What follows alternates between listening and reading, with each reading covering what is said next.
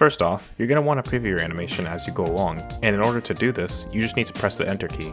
You can preview the animation in the canvas at any time, but if you're using the V-Cam, you'll only be able to see the raw animation, and not what it would look like with the camera like we covered before. In order to see that, you'll have to press Ctrl Enter to preview the SWF. SWFs are a form of export that Flash is able to do, and with this you can see what your final product will look like a little easier. It may lag a lot less too, since you're going to run into lag depending on what you do in the regular canvas preview. Quick tip, if you have blurs or backgrounds and the like, it's good to hide it for smoother playback, though if you want to be able to see your camera work, you'll need the background enabled. Lastly, we'll talk about publishing your animations and the settings you'll want. Here are the published settings you'll want for high quality sound.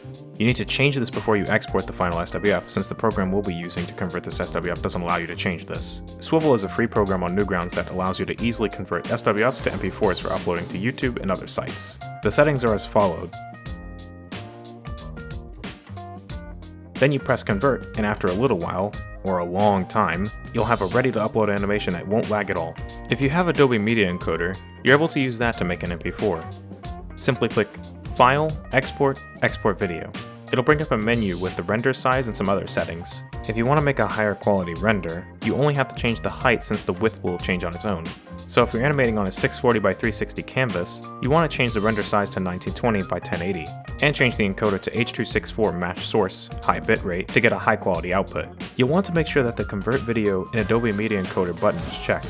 Otherwise, it won't open later on when the video is done converting the SWF into an MOV. This may take a while, especially if you're rendering at 1080p.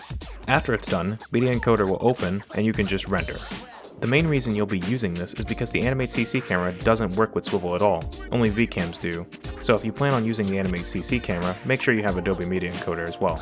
Quick tip, if you click the Match Source High Bitrate option in Media Encoder, you can open up a window, click where you want the video to start and hit I, click where you want the video to end and hit O. This will clip out the parts you want. This is useful for getting rid of the first dead frame. We don't know why Animate does that, it just does. We also recommend just having an empty keyframe at the beginning of your animation for you to cut out. That wraps up chapter 2. In the next chapter, we'll be covering the fundamentals of animating. Until then,